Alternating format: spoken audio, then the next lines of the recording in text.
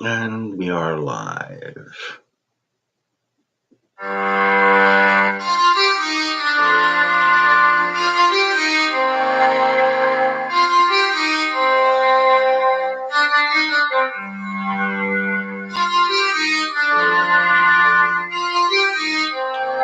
Greetings and salutations, ladies and gentlemen, and welcome once again to the Storyteller's Corner.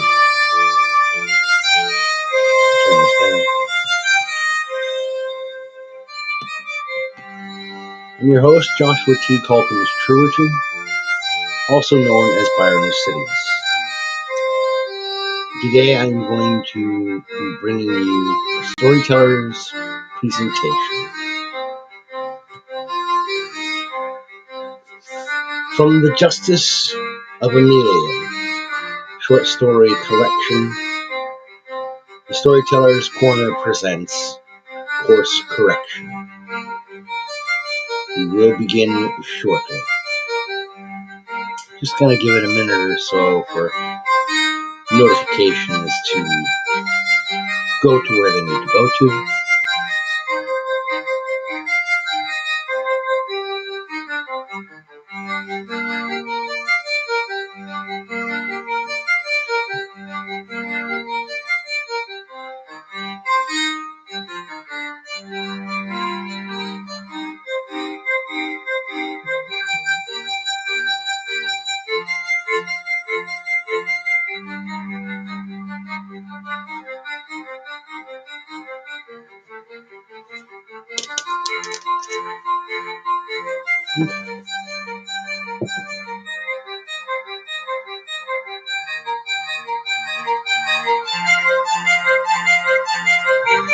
Come on.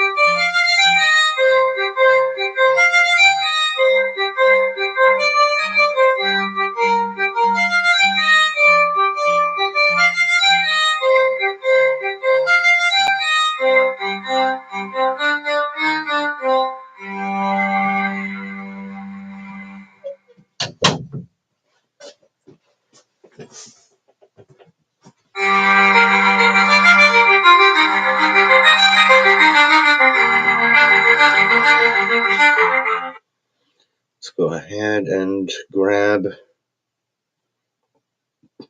link.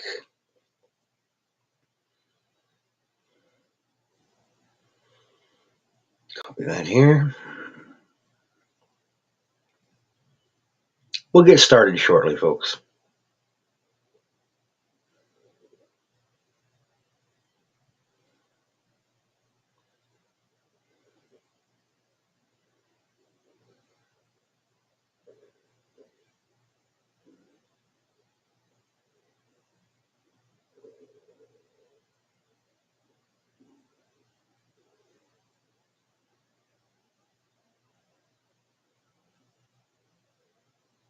Okay. Got that set aside. All right. Before we begin with today's presentation, a brief note. There's not a lot of you who I imagine are consistently following my activity on Substack. And in part today, I'm actually somewhat thankful for the fact that I am not exactly a prominent figure there.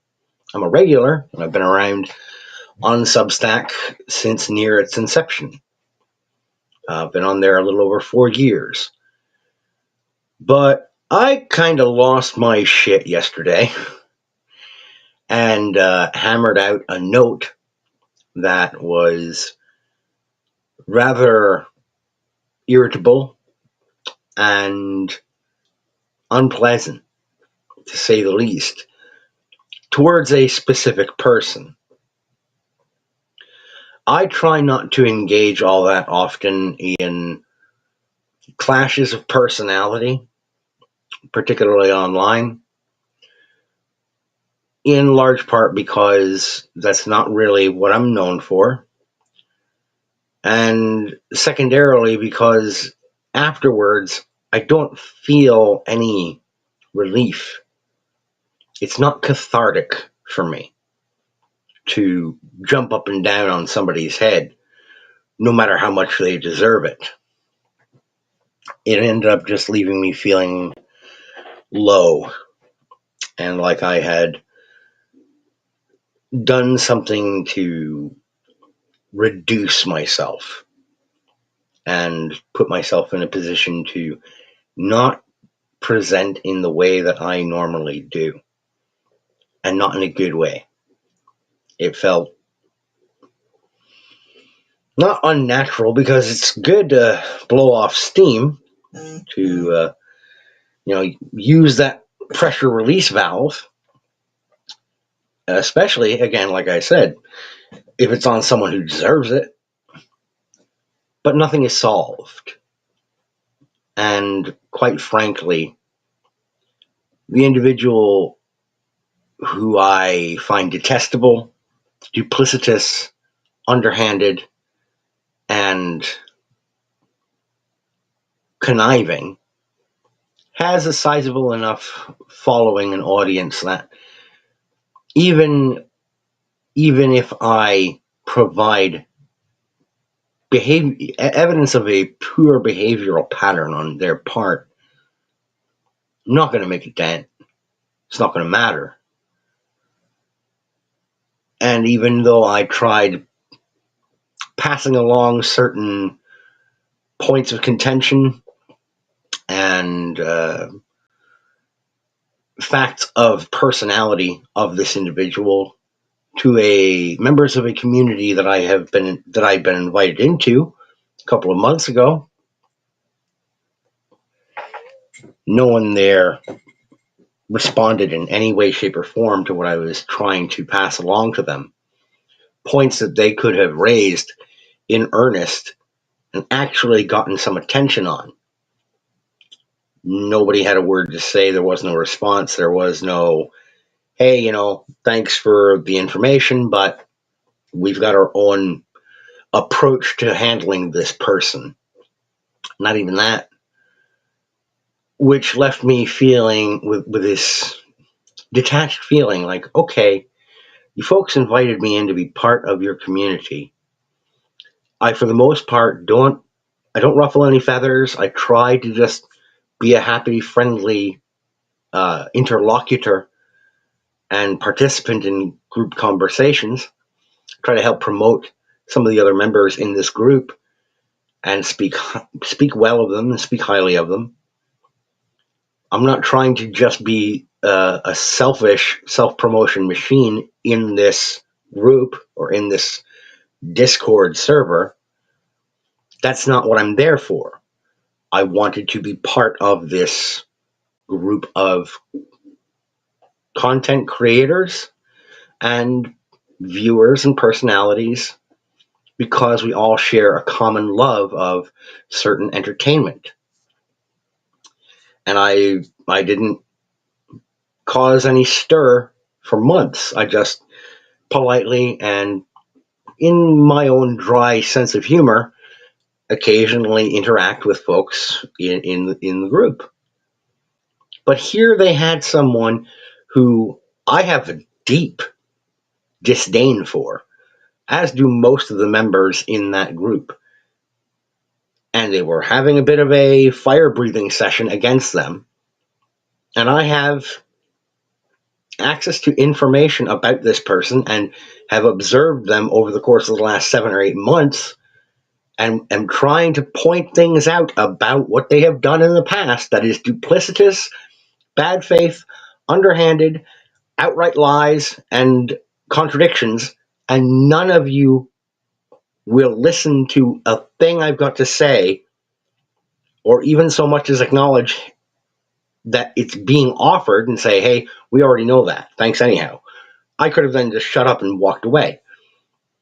It wasn't just that this person is a cancer in every arena that he touches.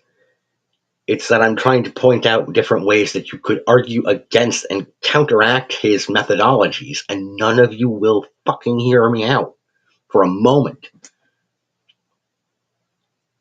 I'm trying to help. None of you will even give me a moment's acknowledgement and say, we already know this.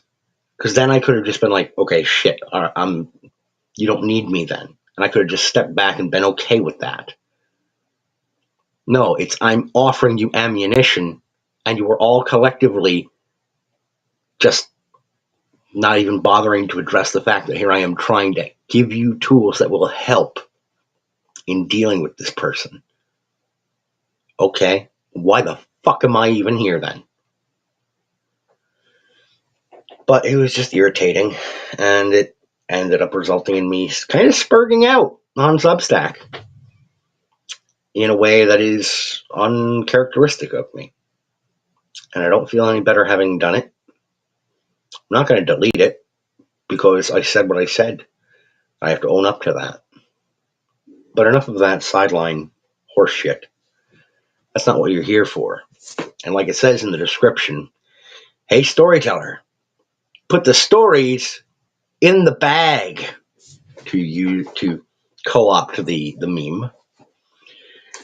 Ladies and gentlemen, welcome to the Storyteller's Corner again. Today, this storyteller would like to, at the very least, begin presenting to you a tale from Amelia City entitled Course Correction.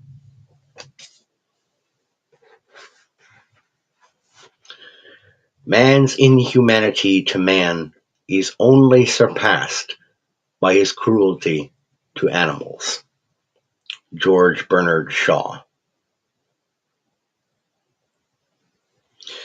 Philip Eastman tried not to give in to the impulse to smack the sides of his head rapidly with the flats of his hands, an old habit that used to take hold of him whenever his frustration level got too far out of his range of self-control. He paced, hands cinched firmly on his hips as a wordless noise rumbled up and down his throat, a kind of animal snarling that maintained a low buzz. His antiperspirant was being pressed to the edge of its ability to keep his underarms dry, thanks to a combination of his office's AC being on the fritz, his heavy charcoal gray suit coat, and his rising temper. So let me get this straight, he said through clenched teeth, finally ceasing in his rapid pacing for long enough to look up at the uniformed policewoman standing near the door of his personal office.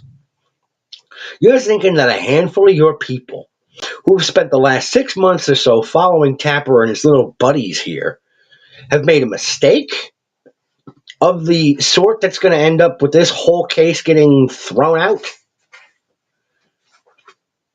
It isn't what anyone was hoping to have happen, sir, but I got word from some of my colleagues in the anti-crime unit. They caught wind of another event set up for last night. They swept in, but someone was smart enough to set up lookouts around the area, and all the trainers and handlers got out before they could get grabbed. They ended up grabbing a few of the people who were just watching and betting, and 3 of them separately said after a little questioning that Tapper's just a high roller type. He gambles a lot on the fights, but isn't involved any further than that. The uniformed woman shrugged, a large gesture giving her imposing build. A lot of folks were suspicious about him and his buddies not being there to begin with, too. Eastman, an assistant district attorney for the city, let out a sigh of frustration, shaking his head. Our case against him was already circumstantial and shaky. With this, he said with a snort, moving back around behind his desk. He practically dropped into the chair, all the wind gone from his sails. My boss is going to tell me we got to drop the charges. It isn't like there was no good reason to have him in the pool of suspects, sir. The officer, her name tag identifying her as S. Kittredge. He did used to be a handler. Eastman used one hand to rub at his temple, grumbling, and with his other hand flapped the officer toward the office door. Go on, Sally. Oh, but before you go, he added, sitting up and giving her half a grin, why the hell are you in uniform? I thought detectives only put them on for ceremonial functions and such. Yeah, the department's a little short-handed street side, so I put on the old monkey suit one day a week for overtime purposes, the tall policewoman replied. It's good to remind myself where I come from, too. She opened the door of his office, donned the heavy black leather hat of her profession, and headed out, leaving ADA Eastman with an awkward and unpleasant phone call to make from the official office phone. He picked up the handset, dialed the number for the city's holding center, and proceeded to have a conversation with the administrator there that pained him. An hour and a half later, Stephen Christopher Tapper and his two companions were released back onto the streets of Amelia City.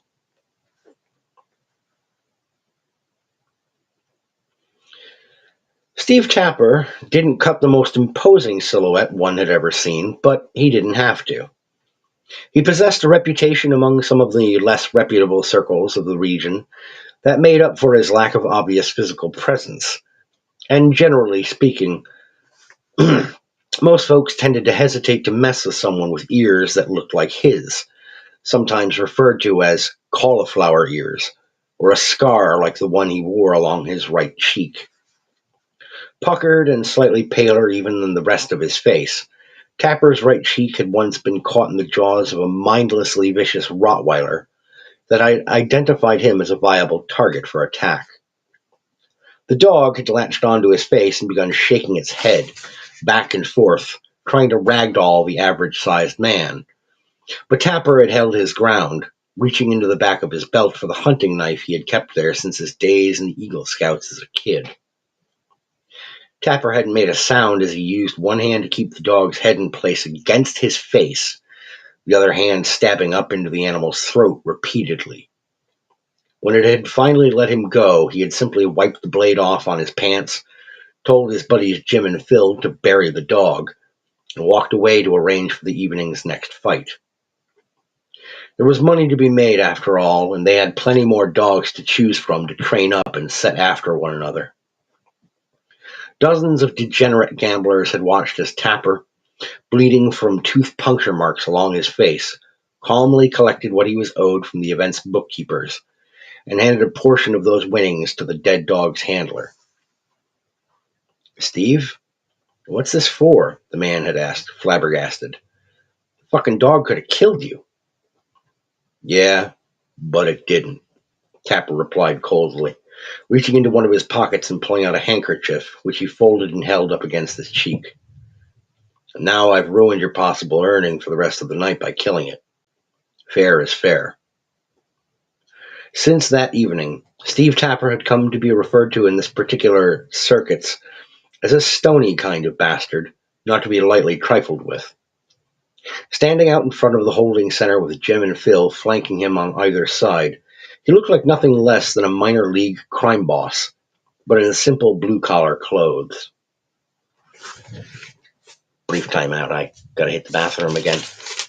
Too much coffee. Give me a moment.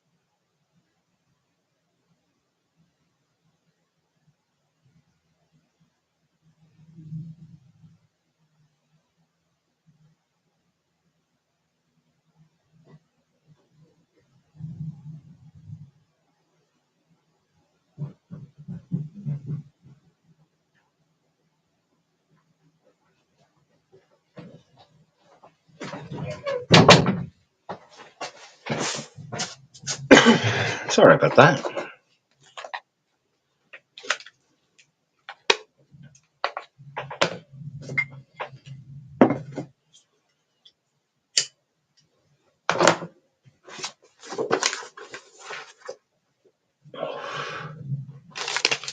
Back to it. Let us proceed.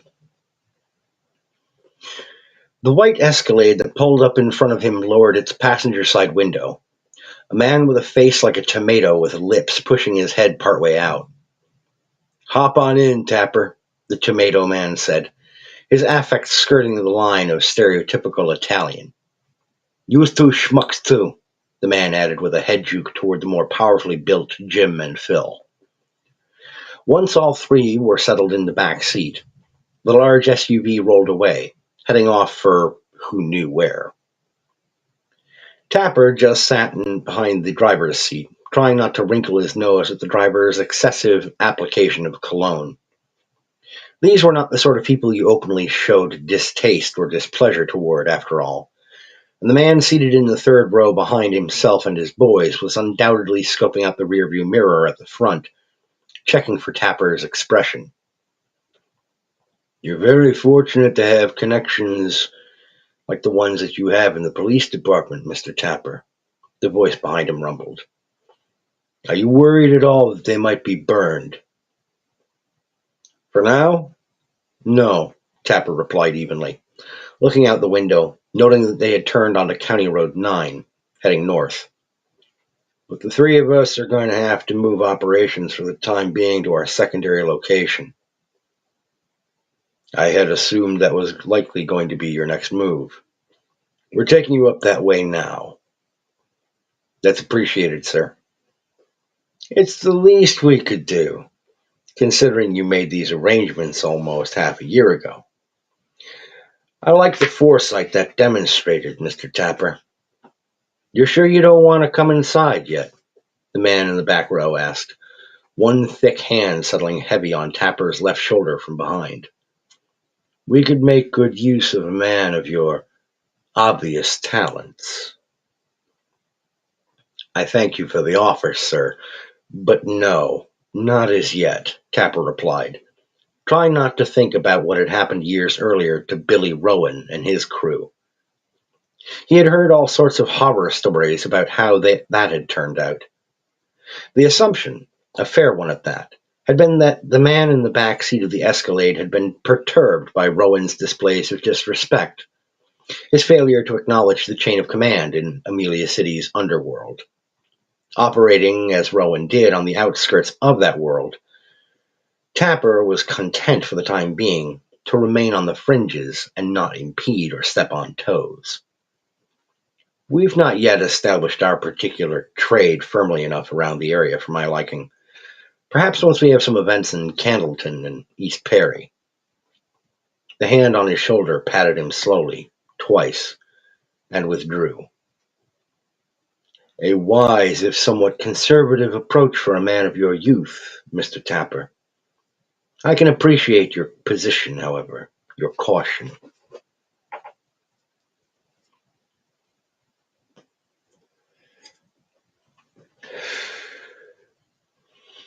I also know that some of your associates disapprove of my operation, sir, Tapper added, swallowing hard.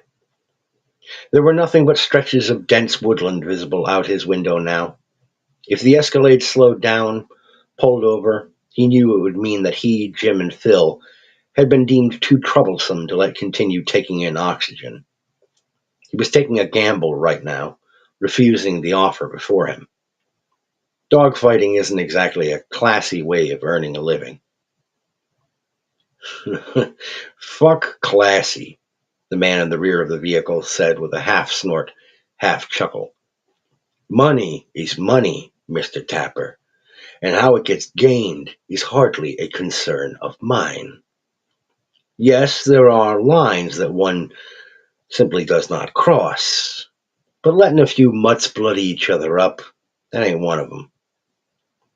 The vehicle continued on, and soon enough Tapper saw a sign offering welcome to North Perry, an Amelia City suburb, population 67,000. After a few minutes, the Escalade came to a halt at a traffic light, and the man in the rear row asked, "Any particular spot in town here you want us to drop you and your friends off at, Mr. Tapper?" "Quinn's Diner, actually, if that's good," Tapper said, feeling a lot more at ease now. His gamble had paid off. "More than good enough," said the man in the rear row. "Whoever they've got in that kitchen in the mornings, he makes a mean hollandaise sauce. If you haven't tried it, you must give it a shot, Mr. Tapper."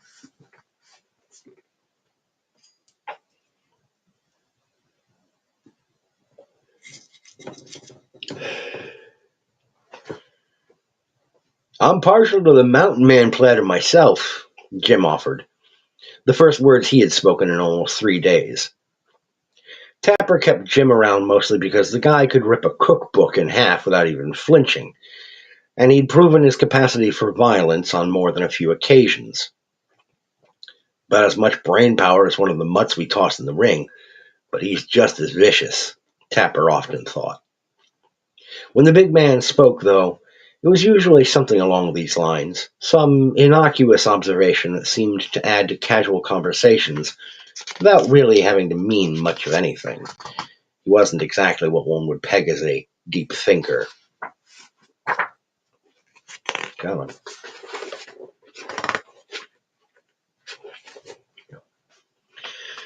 5 minutes later, the Escalade pulled into the small lot of an old train car that had been outfitted and modified into a 50s-style diner, with a sign on top that dubbed it Quinn's Diner, and a little 24/7 sign beside it. Underneath the numbers was a little addition which read, "No major holidays." The driver and second tough man from the front passenger seat clambered out, opening the rear doors for Tapper, Jim, and Phil to climb out themselves, their dark gray suits and wraparound sunglasses distinctly out of place in the suburban diner parking lot. "Thanks, fellas," Tapper said to the driver, who nodded and climbed back in. The passenger side thug came around the vehicle with a duffel bag in hand, the very same one that Tapper had brought to the man in the rear row of the Escalade half a year earlier, but much lighter now. Tapper unzipped the bag, looking in and eyeballing the remaining rolls of cash, the 2 firearms and spare magazines, and the nondescript Altoids mint tin with a pair of keys rattling around inside. He zipped it back up after procuring a roll of bills and pocketing it, handed the bag to Jim, and nodded to the suited muscle. "Thanks again." "Boss says to be careful," the thug cautioned, looking around the area slowly.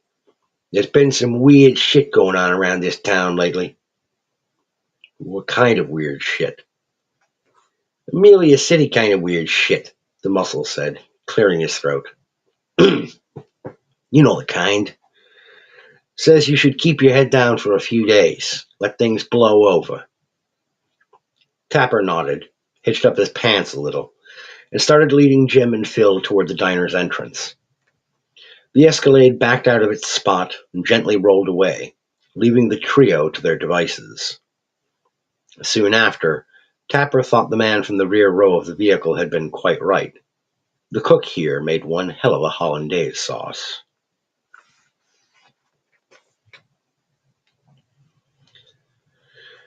Tapper tilted his head slightly to the left, eyeballing the massive animal critically.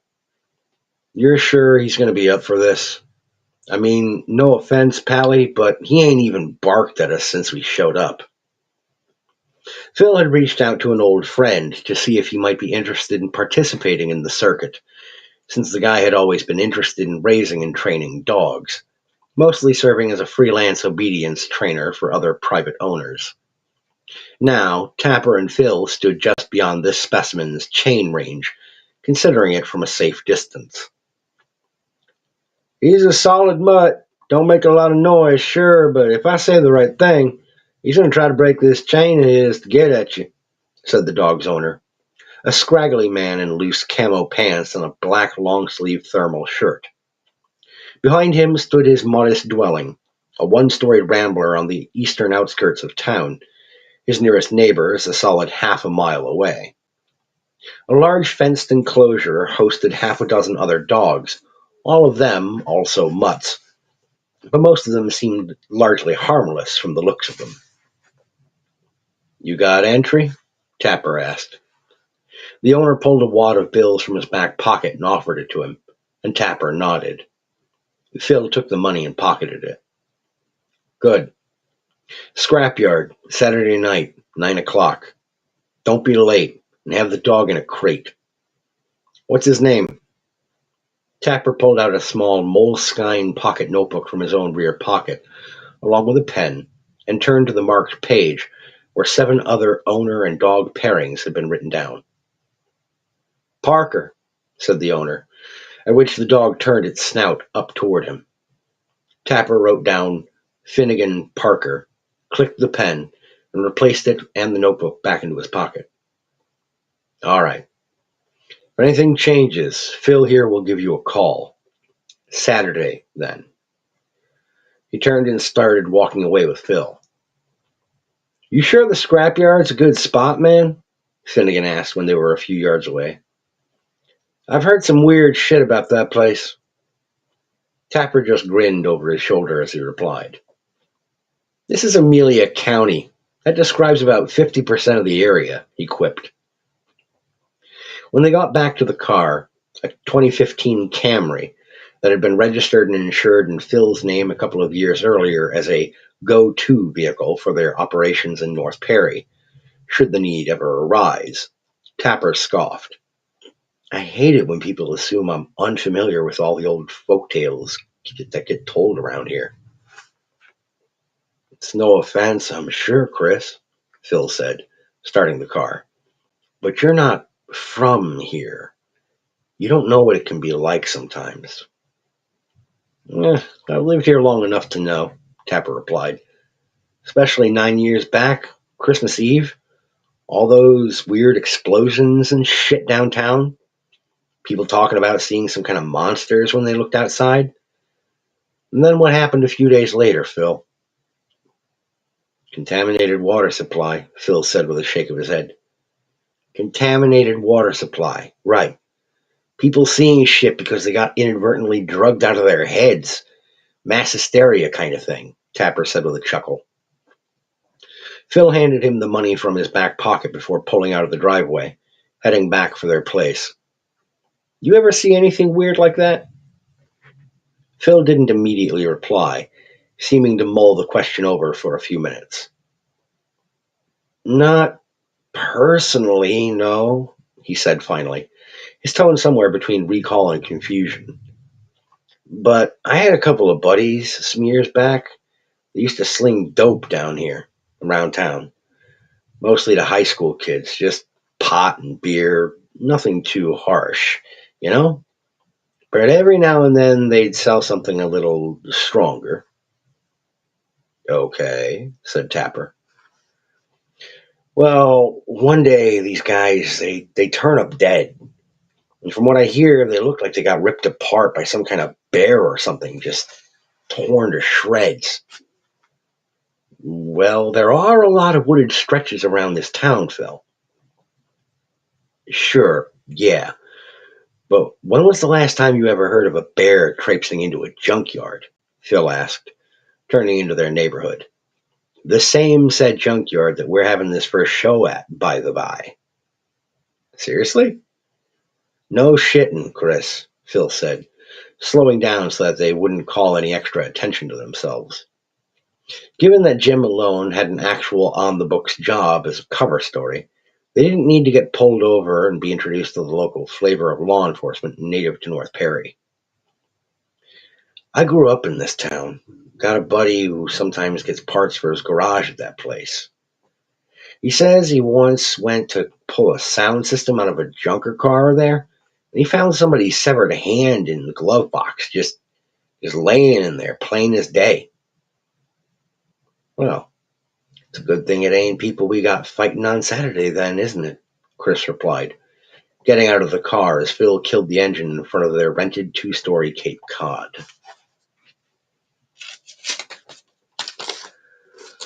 Back in a moment. Gonna hit the bathroom again. Like I said before, too much coffee. I may end up splitting this into two presentation parts. I don't know. We'll see how it goes.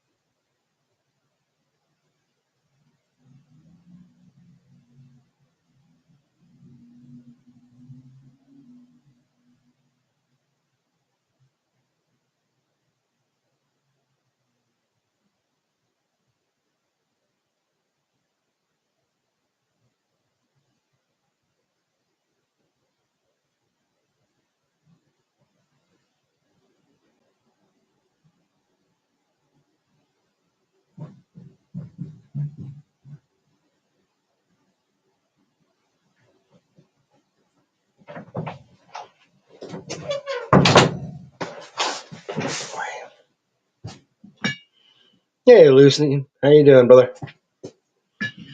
High, low, and middle. Yes, indeed.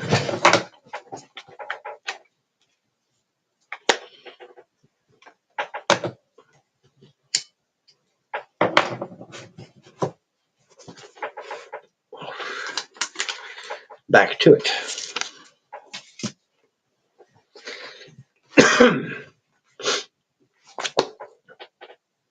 Course correction.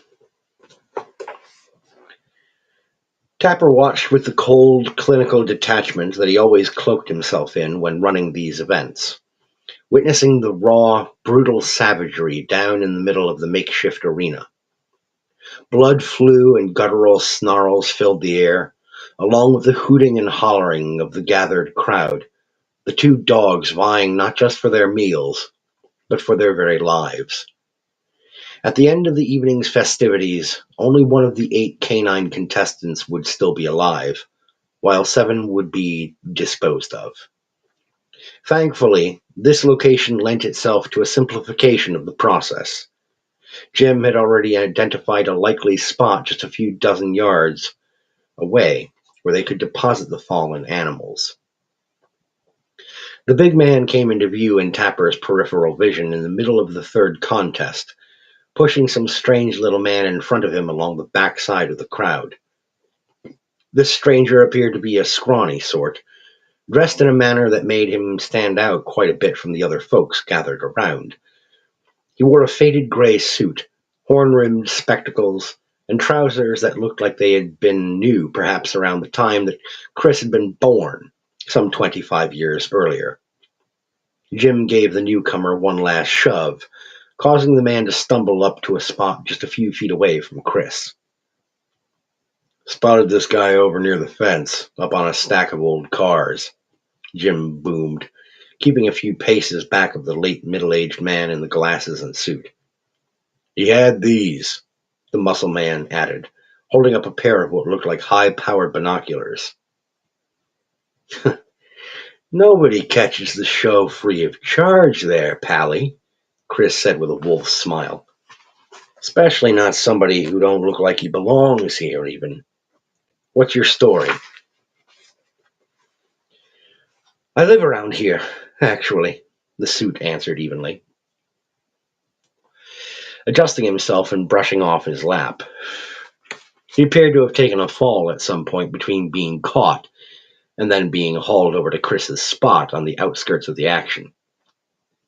"And I had heard some talk about some kind of illicit event taking place here tonight. Chatter among my students." "Students? You a teacher in town?" Tapper inquired, pulling out a cigarette and lighting it, inhaling slowly. I am a professor at Amelia State, the older man said, his voice aiming for dignity, though there was a slight thread of concern woven into it, a tone that Chris well recognized. What do you teach there, Professor?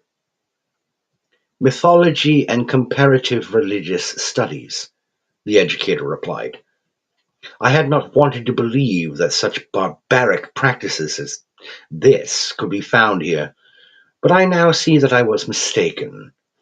I must request that you put a stop to it. Tapper let out a short, sharp bark of a laugh, shaking his head. Wow, Prof. Just wow. You request it? Really? And why should I do that? You have any idea what kind of money's floating around here right now? I'm doing all right, Lucian. Doing all right.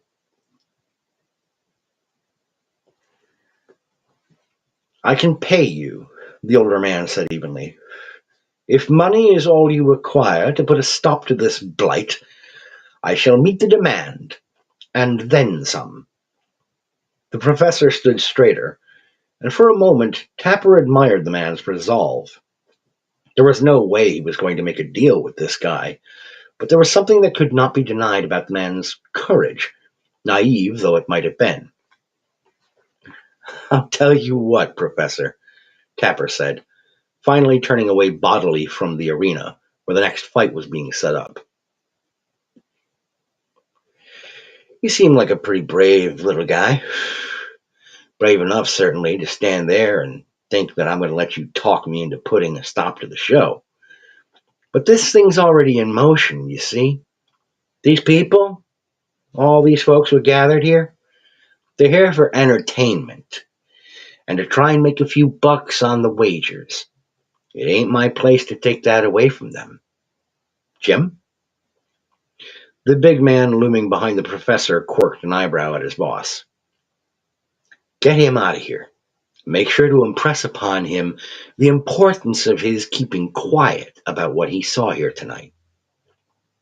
You got it, boss man, the muscle said, clamping one huge hand on the professor's shoulder before hauling him away. Tapper returned his attention to the arena and settled in for the rest of the evening's sport.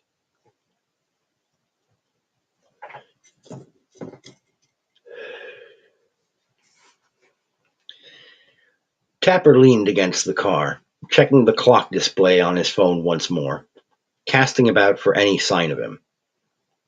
When was the last time you saw him? He asked Phil, who sat on the hood of the Camry, playing a game on his own phone to kill time. When he was pushing around some scrawny guy away from the ring, Phil replied without looking up. Just before the second round. Tapper grunted, thinking back on the professor. Had things somehow gone south with that old-timer? Was Jim busy trying to find a good place to put a body now? His phone had gone straight to voicemail, which wasn't a good sign, but they didn't have all night to wait on the muscle-bound mouth breather to come back to the car. Come on, let's go take a quick look for him, Tapper said, pushing away from the car. Phil led the way, proving knowledgeable about the general layout of the scrapyard, shining the light from his phone here and there to look for some sign of their cohort.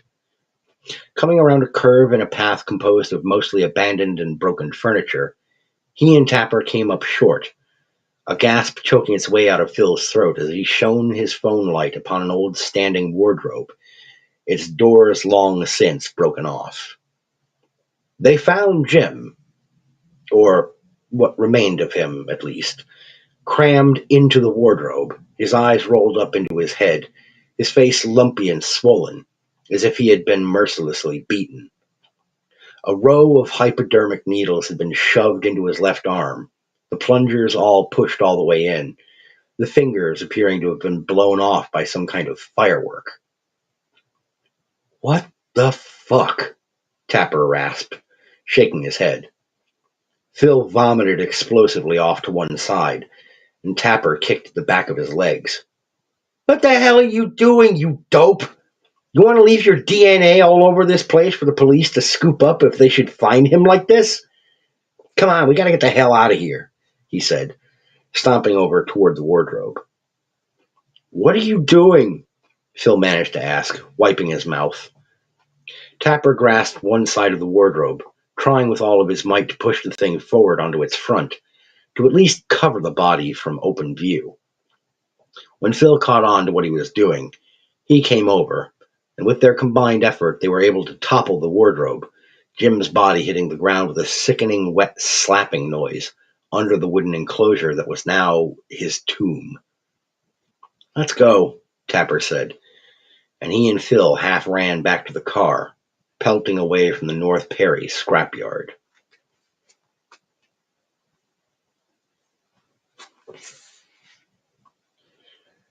It's a lucky thing you remembered what the guy said he taught, Sally Kittredge said. Whoop. Funny how being on the outside makes common sense seem stupid.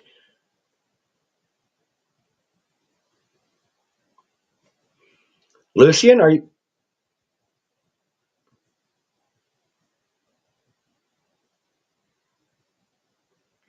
I feel like I missed something there, or I'm not quite connecting the conversation. I feel like I missed something. Gonna get back to this. It's a lucky thing you remembered what the guy said he taught, Sally Kittredge said, seated at Tapper's small kitchen table a few days later with her notebook laid open in front of her. She took a sip of coffee, looked back and forth from Phil to Tapper. But I gotta tell you, Chris, there's a lot about this situation that doesn't make a bit of sense. She shook her head, scooted forward, and looked down at her handwritten notes, proceeding to read from them. So here's what I've got. Leonard Corvus lives right here in North Perry. He's been a professor of mythology and comparative religions at Amelia State since 2007. He has had 2 speeding tickets in 15 years, pays his taxes, no other public complaints on his record. Born in 1972 to one Robert and Elaine Corvus at Amelia Memorial Hospital. Went to Boston College in 1990, then went to Oxford in 1995. Came back home to the States and started teaching high school shortly upon his return at North Perry Central in 2000. Then got invited to start his own coursework at Amelia State in 2007.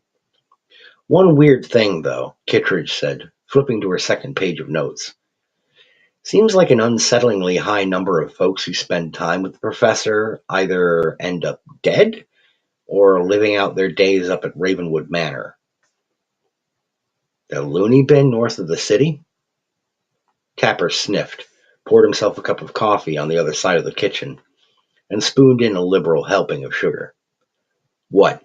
His lectures are so boring that people go batshit? This elicited a snort of laughter from Phil, but Detective Kittredge just gave the pair a sour, half-lidded stare. I'm just saying, Chris, this Corvus guy seems to drag a tale of trouble around behind him sometimes. Since he started teaching, 23 students that he has been an instructor for have ended up committed to the asylum, all of them on an involuntary basis. He's also had 3 of his personal physicians die on him, and most recently, a psychiatrist he had an appointment with turned up dead, all in very bizarre circumstances. And that, she said, tapping her notebook for emphasis with her pen, brings us to your friend, James Tillman. How do you mean? Tapper asked, sitting across from her at the small kitchen table.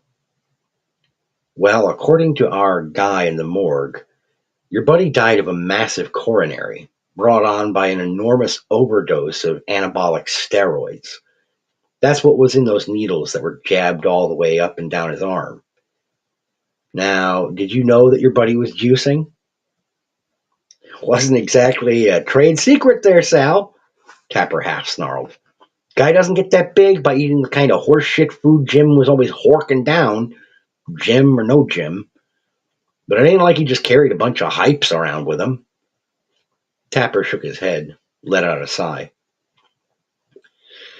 I'm just doing what you asked me to do, Finding out about this guy you think might have offed your muscle man, she said, clapping the notebook shut. So, unless you have something sweet for me, I've got real work to do. Tapper put out a hand quickly over hers and nodded to Phil. Phil stalked over to the fridge, taking down a box of plain Cheerios, handing the box over to Tapper. Tapper took a roll of bills out of the box and handed it to the detective. What do you want for this? Sally asked, putting out her hand for the cash. Keep an eye on our educator friend. Maybe dig a little deeper into his background. Stuff you won't find on a standard background check. Oh, okay, Lucien, I see what you're saying. He may not seem like much on the surface, but as Phil here and Jim always used to tell me, around Amelia, you can never trust surface looks, eh? Sally gave him a tight-lipped look and a very slight nod. She knew exactly what he meant by that, given all the shit that she had seen in her time serving as law enforcement in and around Amelia County. How long will this money get me? Sally took the rubber band off the wad of cash, counted it, and tucked it into her pocket. 10 days or 2 weeks, depending on whether or not I'm feeling generous, she replied finally. Oh, okay. Check in with me every 2 or 3 days, he said quickly. She nodded, already knowing the routine. You putting together another show already for next week? That's the plan, Tapper replied. Don't use the scrapyard again, Sally said, getting up and swigging down the rest of her coffee quickly. I got word from the circuit that patrols are going to be poking around there a little more for the time being, but it'll trail off eventually. This isn't the first body that they have found out there, after all. Tapper offered no other comment before she left, though in the back of his mind he couldn't help but feel that if the detective had intended this observation to be of any comfort, she had absolutely failed.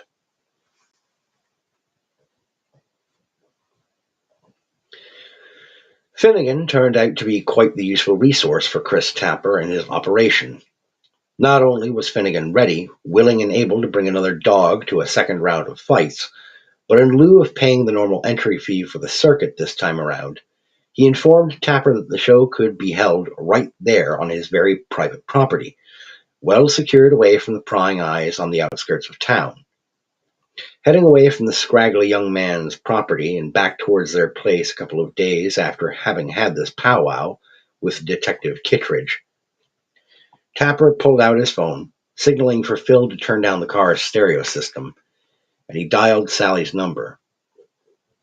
When the line just rang and rang with no answer, and no prompt to leave a message, he shook his head.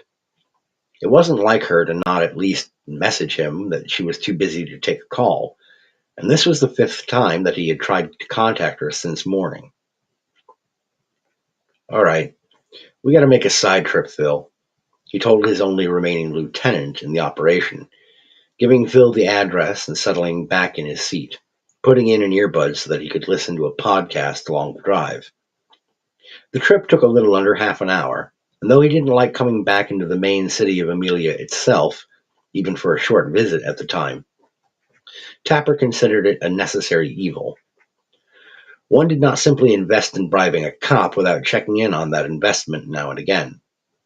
When Phil parked in front of Sally Kittredge's apartment complex, though, Tapper caught a sour taste in his mouth at the sight of the brick facade of the structure. Strange Kabbalistic symbols had been spray-painted in numerous spots, including one that was distinctly local to Amelia City and its surrounding suburbs, a symbol of a set of 4 hooked blue claws, joined along their rounded tops by a thin black horizontal line. Whenever he had seen that image, it gave Tapper chills. Come on, he said to Phil. You don't want me to wait in the car? I don't want to go in there alone, Tapper admitted in a half-whisper. It was curious, he thought, that although it was barely past noon, the city seemed almost dark at midday. He and Phil approached the building as casually as they could, sweeping inside and then heading right up the stairwell, just inside the front entrance to the second level, the carpeting underfoot dingy and cheap. As they got to the detective's unit door, 202, Tapper felt his arms break out in gooseflesh, as if he were standing mere inches away from a live electrical wire. He tried knocking on the door, but the moment his hand contacted the outer surface, the door swung open on Sally Kittredge's apartment living room. Sometimes we as human beings cannot, despite the deep primal desire to do so, issue forth any noise when we encounter something so outlandish and horrific that it turns the stomach into a boiling cauldron of stomach acid and causes the sphincter to clench up like quick dry cement.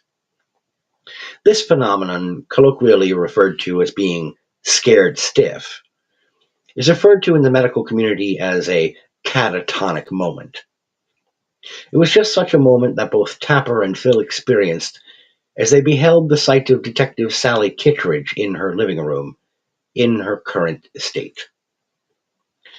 The detective lay sprawled out in the wreckage of what looked like it had once been a quite splendid glass and oak coffee table in the center of the room, the front of her body studded with what looked at first glance like some sort of collection of tiny metal throwing stars or shuriken, but which all glinted with a kind of steely metallic sheen reserved for objects to be displayed, not used in live combat.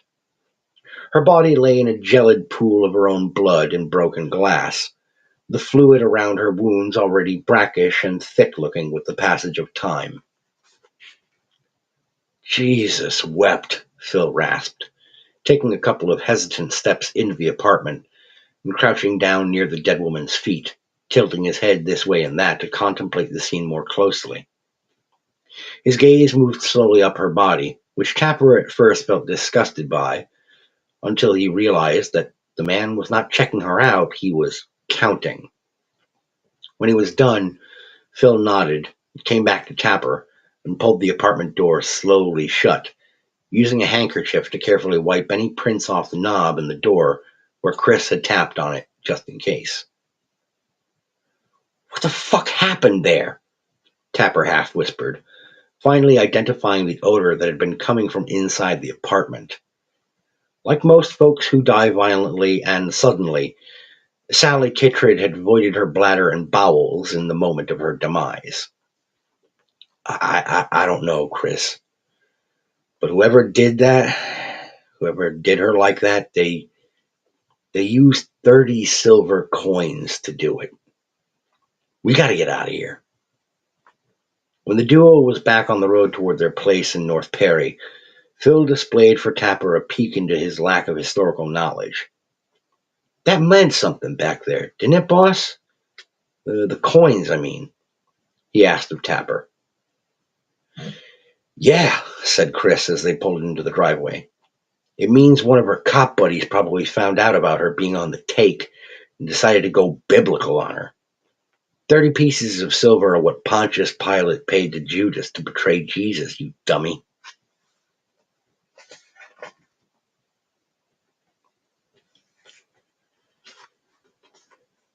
It's okay, Steve gibbered, pacing back and forth in his own living room, a quaint little place in his Cape Cod on the south side of town.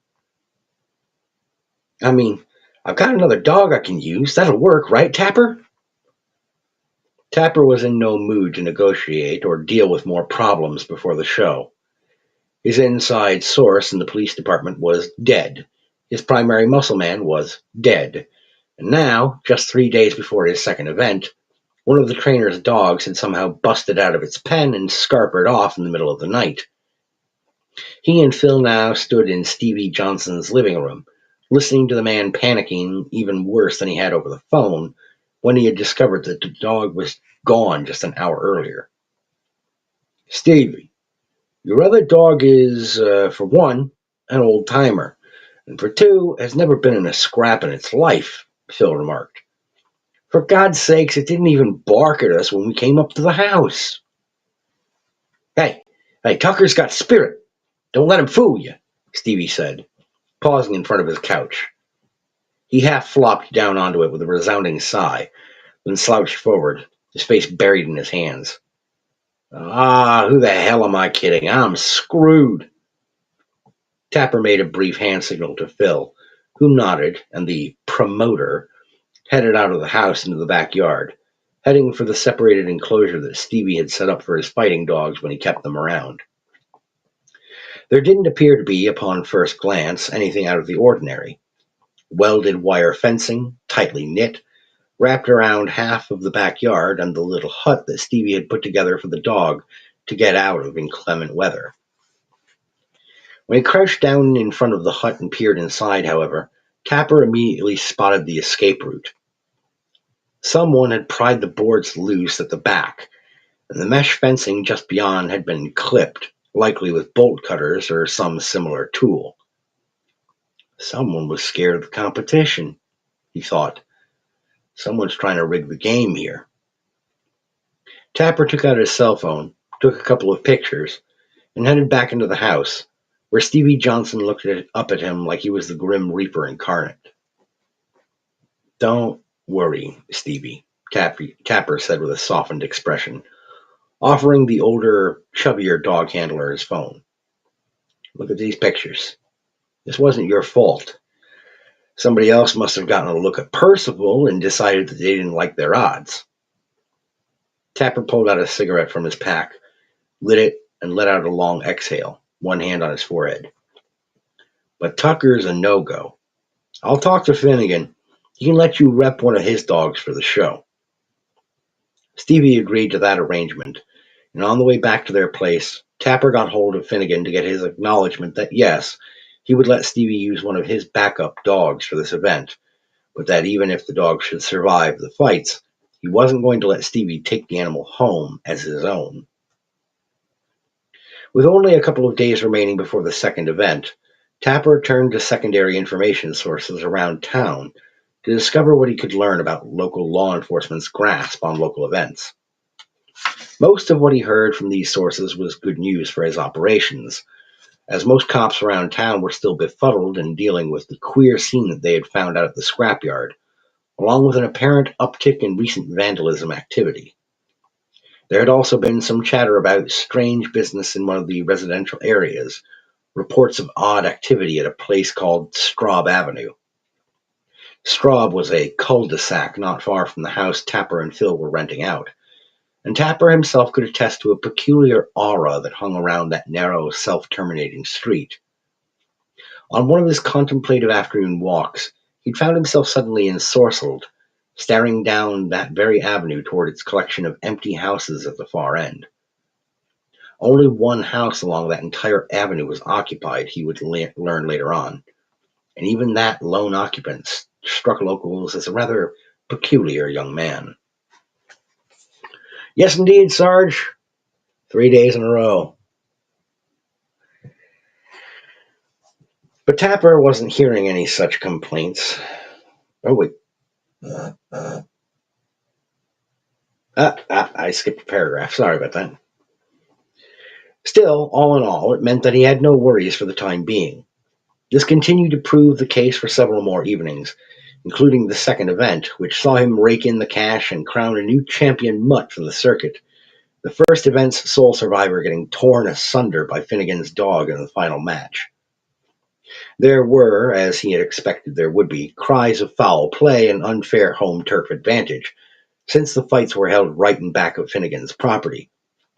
There was a clearing set back in the woods only about a quarter of a mile from his home, a trailer that had been set down permanently on a plot of land on the outskirts of town.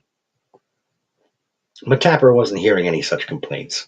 Between Phil and a couple of more recent hired-on goons that he had picked up in Amelia City proper, nobody was about to press the issue with Tapper.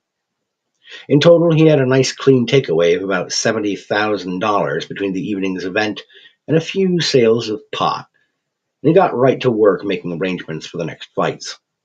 Most of the trainers expressed interest in another event, but they also made clear that they would need at least 3 full months to get a backup animal properly primed for it. Tapper agreed to this and started planning things out once he and Phil got back home. The best laid plans, though, as a fella says. Taking a moment. Sarge, I didn't mean to ignore you popping in. Greetings and salutations. Welcome back to the show.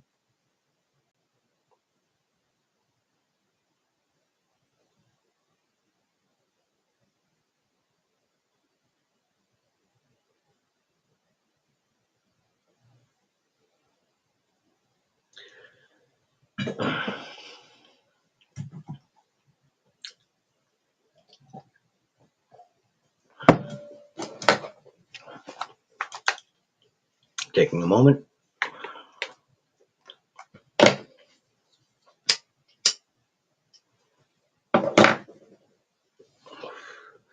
But yeah, 3 days in a row, Sarge. I don't often have weeks like this, but every now and again.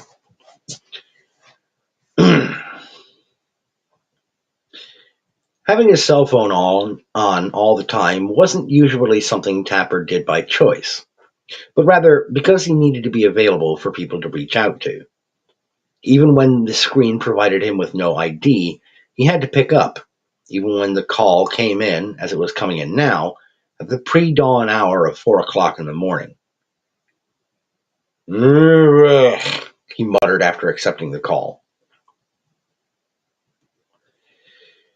"Hey, boss, it's Tim," said the hushed voice on one of his newer enforcers. Um, we got a problem with one of the guys we came to collect from." There was a cleared throat, a little awkward quiet, and then, "You should come down and see this." "Ugh, text me the address," Tapper said, hanging up and dragging himself out of the bed in order to get dressed.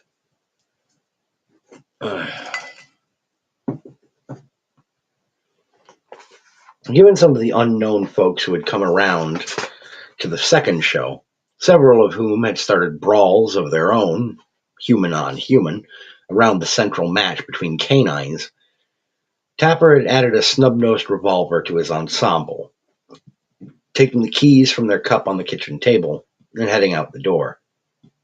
He didn't need Phil for a quick check-in, not so long as he had the gun on hand. Using Google Maps to make his way, it was a full 10 minutes before he realized that he was alone on this road, a stretch that ran parallel to County Road 5, the main vessel between North Perry and Amelia City proper. But this road hooked just past the halfway point, delving into the surrounding woodland, a narrow pavement passageway that led into a sparsely populated area that seemed to have no town to claim as its own. He passed only one driveway shortly after hooking into the woods, and it was another 5 minutes before he came to a second one.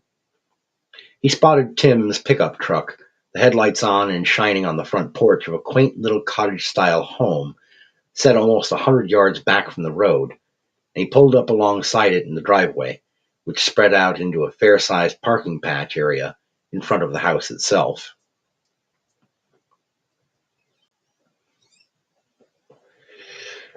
Tim stood against the truck's driver's side door, looking peaked, pale, as Tapper came around toward him. "The fuck's going on?" Tapper asked brusquely. Tim didn't offer a verbal reply, merely turning on a high-power flashlight he was holding and guiding Tapper around the side of the house. When they reached the back of the house, he shone the beam right on their target, and Tapper had to choke back the urge to vomit. The gambler who Tim had come to observe and try to collect owed money from lay in a sprawl, torn to gory ribbons, the apparent victim of some kind of animal attack. Tim slowly moved the beam of the flashlight over toward a pair of chains, each one lashed to a dense oak tree, frayed collars of some sort dangling from their ends.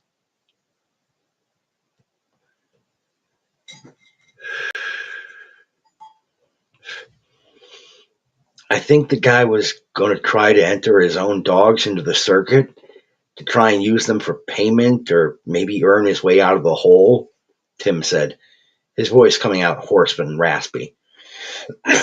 "Dumb shit didn't even think to use choke chains. I think they busted loose and tore him apart." "Well, Jesus," Tapper managed. finally losing the battle and having to step aside to avoid throwing up on Tim's shoes. When he finished wiping his mouth, he planted his hands on his hips, looking once more down at the reeking body, no longer exposed to the flashlight beam. How can you even tell that this is our guy? Tim pulled something out of his back pants pocket, handing it over to Tapper. It was a wallet, and he flipped it open, exposing the dead man's driver's license. Yeah, this is him, Tapper thought, shaking his head. Something about the ID caught his eye, and he dipped his hand into the transparent plastic section, pulling out the driver's license, exposing another picture ID that had been tucked away behind it. An Amelia State student identification card. A small pin-prick of dread stabbed at the back of his mind. Were you hanging out this way recently, Professor? He thought, thinking back on the scrawny educator who had been removed from that first fight night in North Perry. Did you help set these dogs loose? Or is this more of what Sally was talking about when she said that trouble seems to follow you?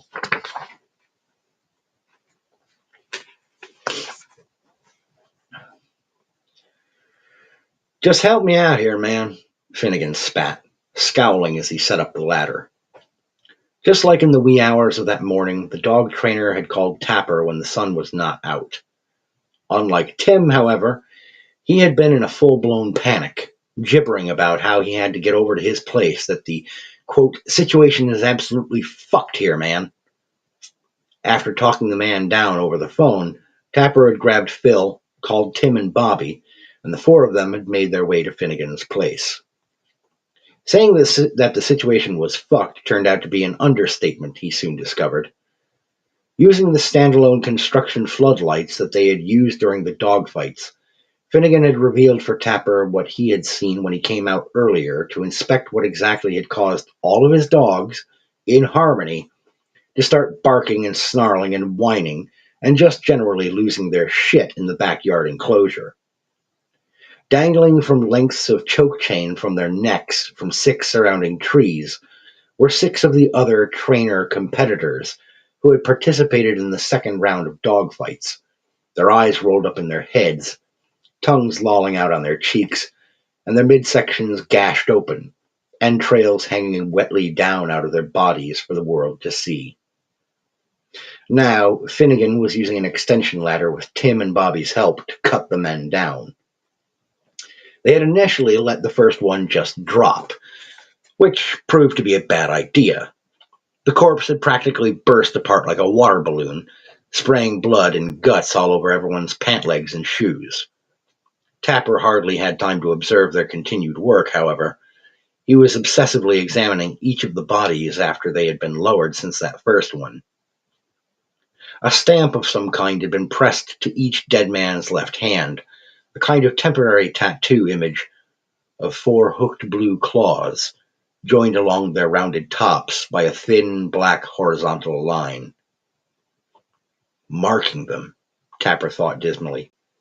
He's marking them all like his prizes. Who the fuck did this? And how? Somehow this second part seemed more important, but no answer even suggested itself to his fear-addled mind. To keep his thoughts off of this line of inquiry, Tapper got moving, heading over to the Bobcat tractor and starting it up, turning on the headlamps that Finnegan had installed on its frame. He turned it toward the other men, holding it steady as they loaded the corpses into the upturned scoop, then maneuvering it in a slow, tight circle, guiding the loader down the path to a large, empty field west of Finnegan's dog enclosure.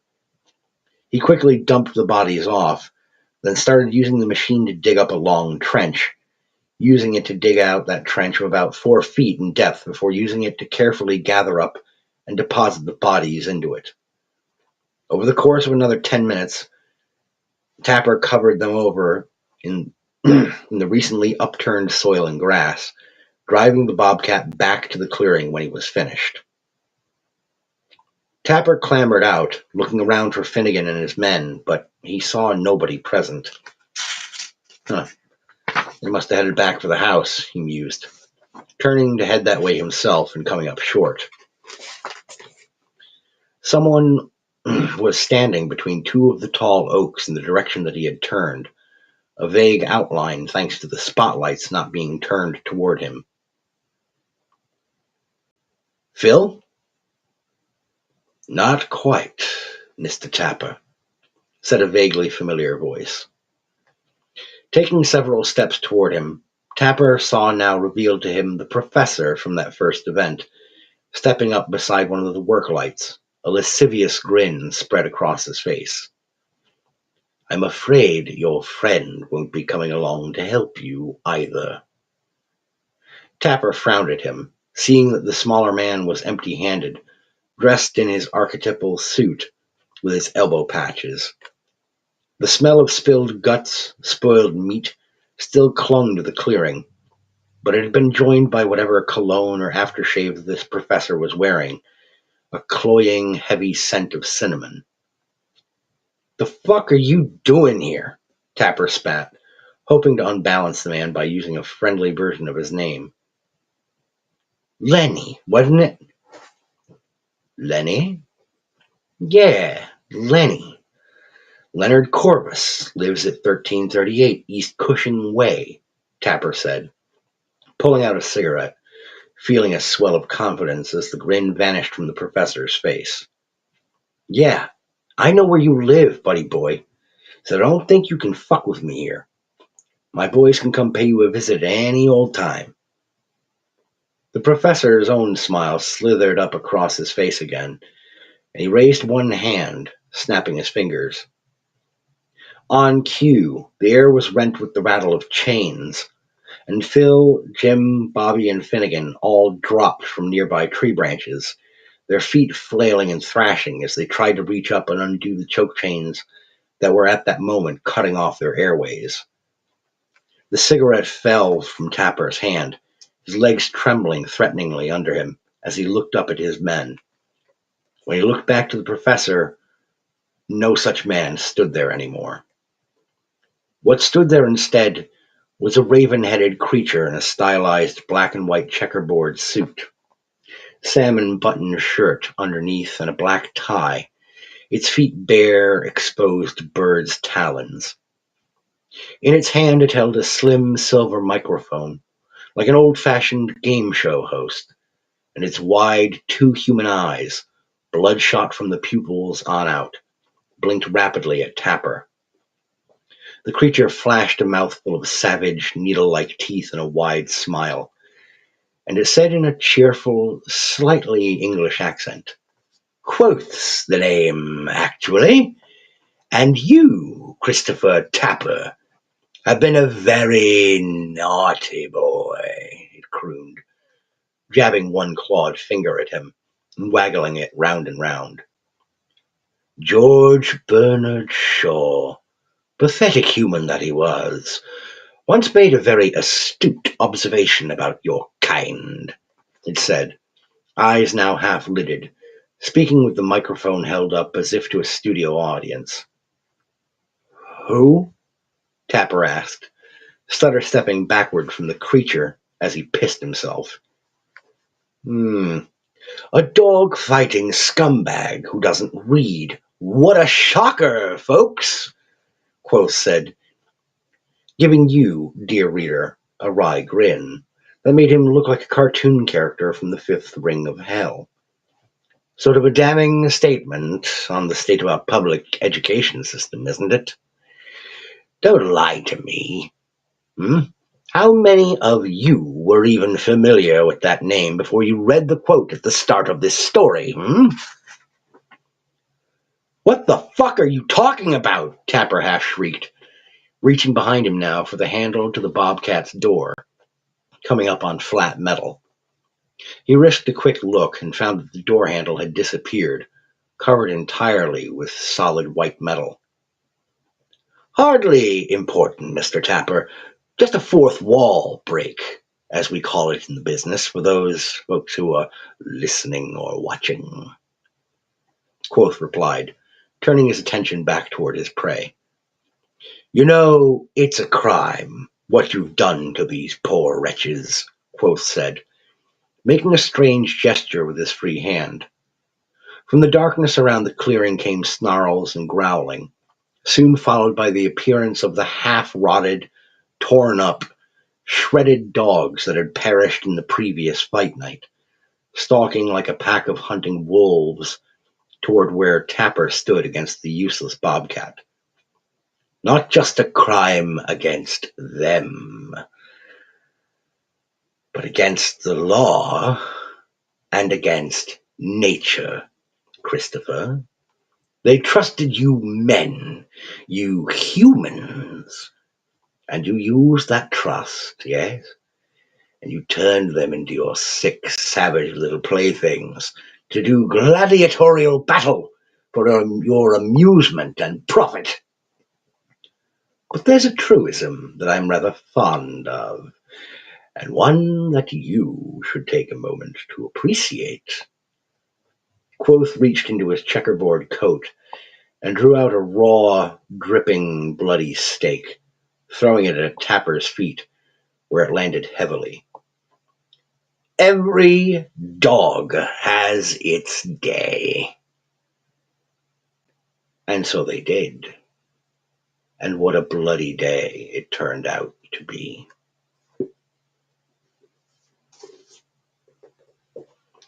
Thus concludes Course Correction, one of the entries from this collection, The Justice of Amelia.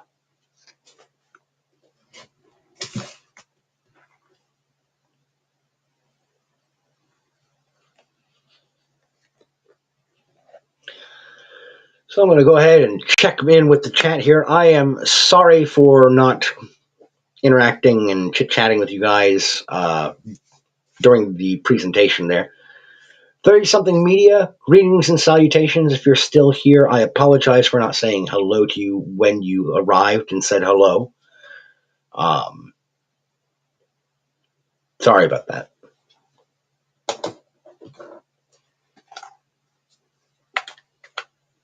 What have I missed here?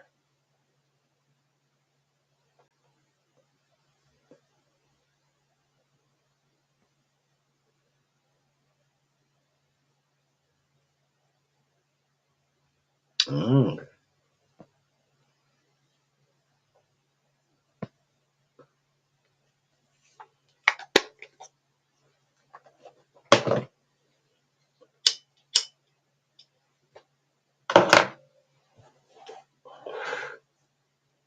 And for those of you who joined late, you can always go back and watch the replay of this sometime later on. Just I'd recommend skipping past the first 10 minutes or so. I I didn't get right to business at the start of this stream the way I probably should have.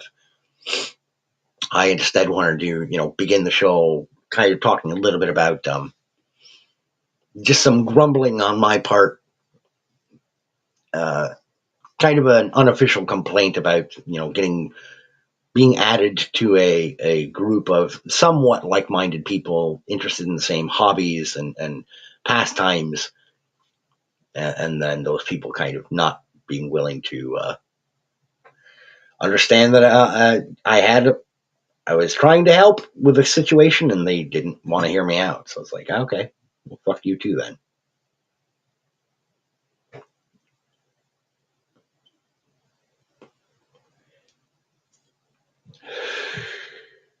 Ha! Speaking of, that situation is rearing its head again.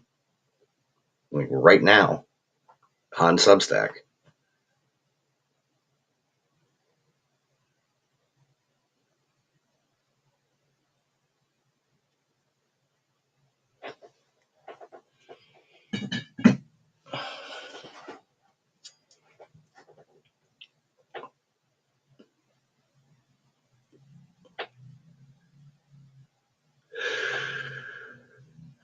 Well, yeah, once I get going, unless I'm like between the scenes or between chapters, Lucian, I try to just continue with the presentation and continue with the reading. That way it doesn't feel like it's fractured and flopping all over the place.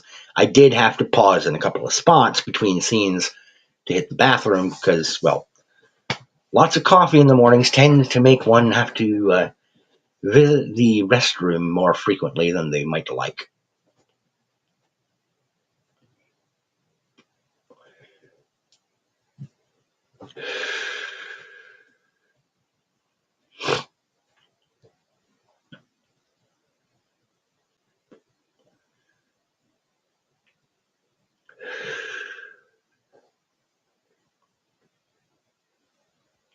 But yeah, the situation on Substack now too is there are times where I want to grumble about certain personalities, but I don't.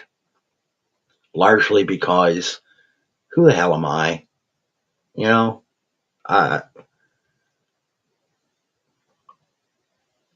I'm a relative nobody in most online spaces. Um, Even in the ones where I'm more active, I pretty much remain on the fringes. Not much of a notable character in any meaningful way. So I tend to remain in my kind of bookish corners, and I just chime in now and again. But here and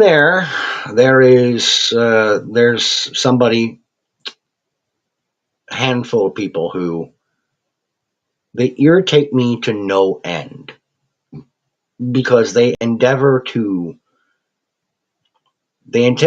browbeat people into accepting their specific worldview or ideological perceptions of the world and how things should be. And what I find most contemptible and objectionable is when this is being done by somebody with whom I largely agree in terms of sociopolitical or religious ideology or theological bent. When I agree with somebody by and large, but I witness them abusing that shared faith uh, in order to cudgel people over the head. I get irritated. That's kind of a topic for a whole other day, though, and not something that I want to delve into in depth right now, except to say briefly the following. Um,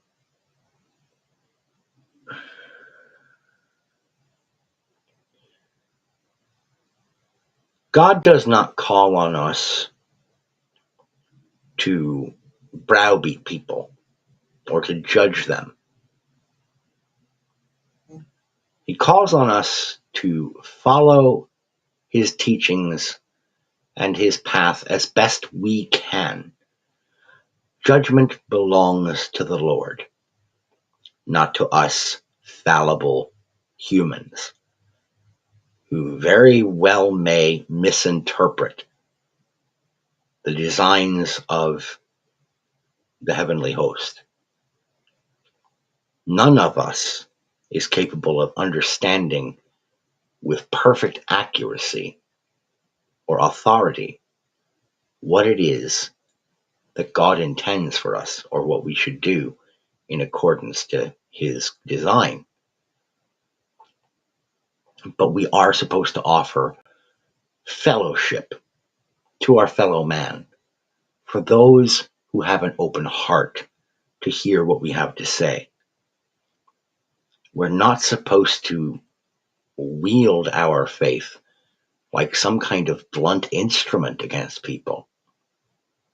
And when I see someone doing that, it infuriates me for a couple of reasons. For one, because you are taking the Lord's name in vain by trying to claim some greater authority to hand down your judgment on others. and then turning around and trying to cry victim when someone pushes back on you and says, fuck off. I don't want to hear it.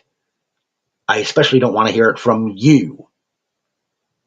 Maybe from someone who comes to me with open arms and a smile, but not someone who's got a knife in hand and is promising eternal hellfire for me if I don't obey them. Fuck that. You're a person. You're a man, a mortal man. Don't try to denigrate me or demand that I give you my obeisance just because you claim some higher moral authority. Get bent. That's a natural response, and I completely understand it. I sympathize with that response. Even if I concur with your overall underlying message of Christendom is the most beneficent methodology of proceeding forward in this life, even if I agree with that, and I do, that doesn't give us the right to step in and be the tool of wrath that certain people try to be in the name of God. If you really want to offer the light of welcome to Christ's kingdom, offer it with an open hand. If the other person clenches a fist at you in response, then you've got a problem. Yes. Because if you're offering an open hand and a smile and fellowship in good faith without being a tyrant about it, and the response from the other person is to take umbrage and become combative, yeah, that combative person is in the wrong. But if you come at them with hostility and with a tyrannical demand that they bow and scrape to you because you're the grand high poobah of the teachings of the Lord, then no, that you deserve to get kicked in the junk and be told to fuck off because you're not acting in a Christ-like fashion. You're acting like a bully, and you're wrapping yourself in the cloak of scripture to try and act as if that is a defense mechanism a priori. No, that is not how it's supposed to go. When I see people do that, it irritates me, because not only are you putting yourself in the position of judge, jury, and executioner, but you're pushing people away from fellowship. You're making them assume that if they join hands with you, that you're going to bend their wrist and push them to their knees in subjugation to your order. That's not putting the teachings of Christ or God first. That's putting your own satisfaction first. That's grotesque, and it's going to drive people away. Period. People who could very well have been willing to at least hear you out. Maybe they wouldn't come around or agree wholeheartedly. Maybe they wouldn't, not right away. But you can try again later, as long as you don't push them into full and open-throated rebellion. It's just stupid. Sorry. That wasn't necessarily supposed to be part of this whole program. Anyhow, I'm going to get going because it's just about time for me to get the littlest one up from her nap and to get lunch going, prepare myself for work for the day. Any last questions, comments, concerns, anything, folks? Sorry about that tangent at the end there.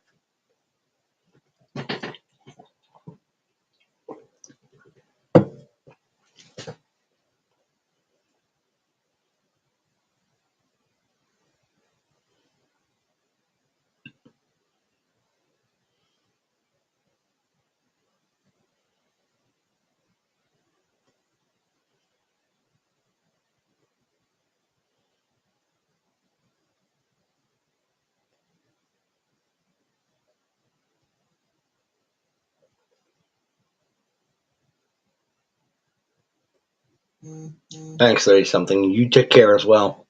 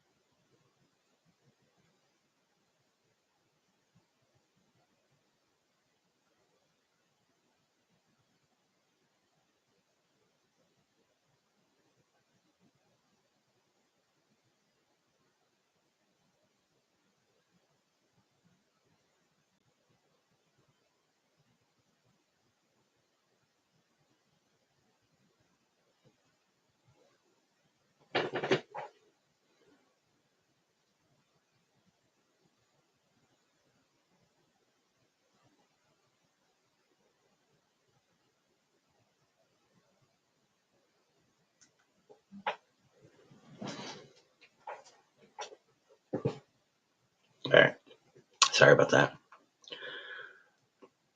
Oh, Lucian, sorry, I'm just contending with this shit. I'll talk to you a little later. I'm sorry, I gotta get going.